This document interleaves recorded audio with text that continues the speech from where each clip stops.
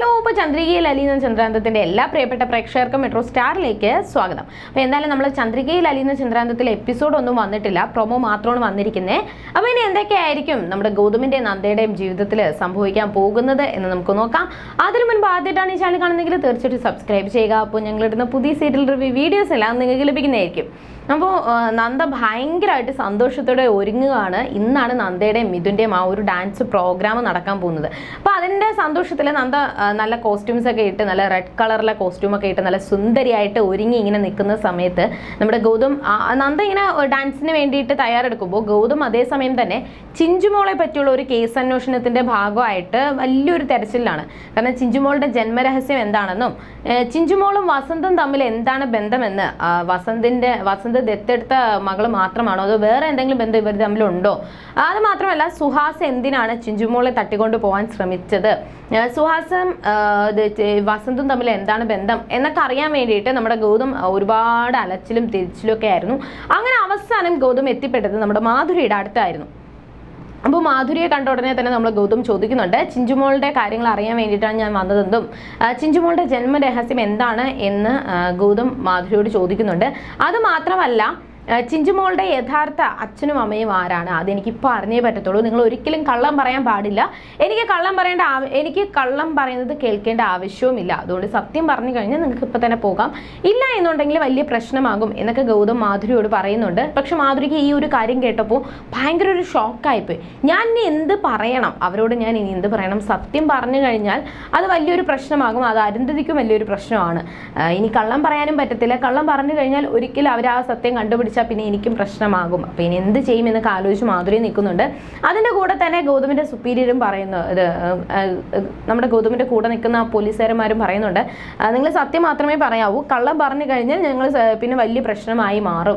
അതുകൊണ്ട് ചിഞ്ചുമോൾ ആരുടെ കുഞ്ഞാണ് യഥാർത്ഥത്തിൽ എന്നൊക്കെയുള്ള കാര്യങ്ങൾ മാധുരിയോട് ചോദിക്കുന്നുണ്ട്. അപ്പോൾ ഒന്നും പറയാൻ പറ്റാതെ ഇങ്ങനെ ഷോക്കായിട്ട് നമ്മൾ മാധുരി നിൽക്കുവാണ്. എന്നാൽ ഈ ഒരു പ്രശ്നം ഇങ്ങനെ നിൽക്കുന്ന സമയത്ത് നമ്മുടെ നന്ദ ആ സമയത്താണ് വലിയൊരു വാർത്ത കേൾക്കുന്നത്. മിഥുനാണെങ്കിൽ എല്ലാ ഡാൻസ് പ്രോഗ്രാമിന് വേണ്ടിയിട്ട് കോസ്റ്റ്യൂംസും കാര്യങ്ങളും സെറ്റ് ചെയ്ത് ഡാൻസിന് വേണ്ടിയിട്ട് ഒരുങ്ങാനായിട്ട് വരുന്ന സമയത്താണ് പോലീസ് മിഥുനെ പിടിക്കുന്നത്. പോലീസ് പിടിച്ചതിന് ശേഷം പക്ഷേ മിഥുൻ ഹെൽമെറ്റും കാര്യങ്ങളും ഇട്ടിട്ടുണ്ടായിരുന്നു, വേറെ കുഴപ്പമൊന്നുമില്ല. പക്ഷേ മിഥുനെ പോലീസ് പിടിച്ചുകൊണ്ട് പോയതിന് ശേഷം ഒരുപാട് കാര്യങ്ങൾ മിഥുനോട് ചോദിക്കുന്നുണ്ട്. അപ്പം മിഥുൻ, നിങ്ങൾ അതിലും എനിക്കും തമ്മിൽ യാതൊരു ബന്ധവുമില്ല, ഞാൻ ഇതിൽ ഒരു ഉത്തരവാദിയുമല്ല, എനിക്കിപ്പോൾ തന്നെ പോയേ പറ്റത്തുള്ളൂ, ഞങ്ങളുടെ കോളേജിലെ പ്രോഗ്രാമാണെന്ന്. അപ്പോൾ എൻ്റെ പാർട്ട്ണർ അവിടെ കാത്തു നിൽക്കുന്നുണ്ട്, എനിക്കിന്ന് എത്രയും പെട്ടെന്ന് അവിടെ എത്തിയേ പറ്റത്തുള്ളൂ എന്ന് മിഥുൻ അവിടെ പറയുന്നുണ്ടെങ്കിലും അവിടെ പോലീസുകാരോ ആരും കേൾക്കാനായിട്ട് കൂട്ടാക്കുന്നില്ല.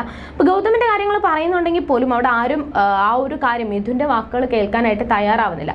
ആ സമയത്താണ് നന്ദ ഈ ഒരു വാർത്ത അറിയുന്നത്, മിഥുനെ പോലീസ് പിടിച്ചു എന്നുള്ള വാർത്ത നന്ദ അറിയുന്നത്. അങ്ങനെ എന്ത് സംഭവിച്ചു എന്നൊക്കെ പറഞ്ഞ് ഭയങ്കര ടെൻഷൻ അടിച്ച് അത്രത്തോളം സങ്കടപ്പെട്ട് സഹിക്കാനാവതെ പൊട്ടിക്കരഞ്ഞുകൊണ്ട് നന്ദ ഓടിപ്പോയിട്ട് അവിടെ നോക്കുമ്പോഴത്തേക്കും മിഥുനെ കാണാനായിട്ടൊന്നും സാധിക്കുന്നില്ല. അപ്പോൾ ഗൗതമിനോട് ചോദിക്കാനായിട്ട് ഗൗതം സാർ വിചാരിച്ചു കഴിഞ്ഞാൽ ഉറപ്പായിട്ടും ആ ഒരു ഡാൻസിന് മിഥുനെ വിടാനായിട്ട് സാധിക്കും. കാരണം DGP ആയതുകൊണ്ട് തന്നെ മിഥുനെ വിടാനായിട്ട് ഗൗതം സാറിന് എന്തെങ്കിലും പോംവഴി കാണാതിരിക്കത്തില്ല. അതുകൊണ്ട് ഗൗതം സാറിനോട് പോയി പറയാം, എന്നിട്ട് ഗൗതം സാറിനെ ഒന്ന് ഹെൽപ്പ് ചെയ്യാൻ പറയാം എന്നൊക്കെ പോയ നന്ദയ്ക്ക് നന്ദ വിചാരിക്കാത്ത വാക്കുകളായിരുന്നു, അല്ലെങ്കിൽ നന്ദ വിചാരിക്കാത്ത തിരിച്ചടികളായിരുന്നു അവിടെ നന്ദയ്ക്ക് നേരെ സംഭവിച്ചത്. ഗൗതം ഒരിക്കലും ഇങ്ങനെയൊന്നും പറയുമെന്ന് പോലും നന്ദ വിചാരിച്ചില്ല. കാരണം ഗൗതം അത്രത്തോളം നിഷ്കളങ്കനായിട്ട് നന്ദയെ സഹായിക്കാൻ പറ്റത്തില്ല എന്നുള്ള രീതിയിലാണ് ഗൗതം അവിടെ പറയുന്നത്. കാരണം നന്ദ അത്രത്തോളം വിശ്വസിച്ചു, ഗൗതം സാർ എന്നെ സഹായിക്കും, അല്ലെങ്കിൽ ഗൗതം സാറിനെ എനിക്ക് എന്തെങ്കിലും ഒരു ഹെൽപ്പ് ചെയ്യാൻ പറ്റുമെന്ന് നന്ദ ഒരുപാട് വിശ്വസിച്ചു. പക്ഷേ ആ നന്ദയ്ക്ക് ഒരുപാട് തിരിച്ചടികളാണ് ഗൗതമിൽ നിന്നും ലഭിച്ചത്. അപ്പോൾ അങ്ങനെ സങ്കടത്തിൽ നന്ദ നിൽക്കുകയാണ്. പിന്നെ എന്തൊക്കെയായിരിക്കും സംഭവിക്കാൻ പോകുന്നത്? നന്ദയും മിഥുനും അവരുടെ ആ ഒരു റിലേഷൻ ഒട്ടും ഗൗതമിന് ഇഷ്ടപ്പെട്ടില്ലായിരുന്നു. ആ സമയത്താണ് മിഥുന് ഇങ്ങനെ പോലീസ് പിടിച്ച ആ ഒരു അവസ്ഥ ഉണ്ടായത്. അപ്പോൾ ഇനി ഇതിൻ്റെ പേരിൽ ഗൗതം മനഃപൂർവ്വം റിവെഞ്ച് കാണിക്കുന്നതാണോ അതോ ഇനി മിഥുൻ സത്യത്തിൽ ആരാണ്? കാരണം ഇന്നലെ തന്നെ നമ്മുടെ മഹേശ്വരനെ കണ്ടപ്പോഴും മഹേശ്വരനെ പേര് കേട്ടപ്പോഴും ഒരുപാട് നാളായിട്ട് മഹേശ്വരനെ അറിയാം, അല്ലെങ്കിൽ എന്തോ ഒരു ബന്ധം ഇവർ തമ്മിലുണ്ട് എന്നുള്ള രീതിയിലാണ് നന്ദയോട് മിഥുൻ സംസാരിച്ചത്. പക്ഷെ നന്ദ എന്താണ് കാര്യം കാര്യങ്ങൾ അവിടെ തിരക്കുമ്പോഴത്തേക്കും മിഥുനൊന്നും പറയാതെ എനിക്ക് മുമ്പ് അറിയാം, ഞാൻ ഒരു 2-3 സർട്ടിഫിക്കറ്റ് അറ്റസ്റ്റ് ചെയ്യാനായിട്ട് ചെന്നിരുന്നു എന്നുള്ളൊരു കാര്യം മാത്രം മിഥുൻ പറഞ്ഞുള്ളൂ. അതിന് മുന്നോടിയായിട്ട് നന്ദ അവിടെ പറയാനായിട്ടൊന്നും കൂട്ടാക്കില്ല, ചോദിക്കാനും കൂട്ടാക്കില്ല. പക്ഷേ എന്തോ ഒരു രഹസ്യം മിഥുനിൽ ഒളിഞ്ഞു കിടക്കുന്നുണ്ട്.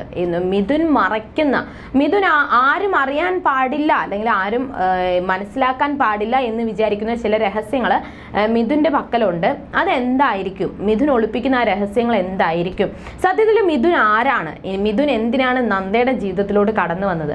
ഗൗതമും നന്ദയും തമ്മിൽ ആ ഒരു പ്രശ്നം, അവർ തമ്മിൽ നല്ല സ്നേഹത്തിലാണെന്നൊക്കെ മിഥുൻ അറിയാം. പക്ഷേ നന്ദയും മിഥുനും തമ്മിൽ ഈ ഒരു ഡാൻസിന്റെ അന്ന് തന്നെ മിഥുനെ പോലീസ് പിടിക്കാനുള്ള കാരണം എന്തായിരിക്കും?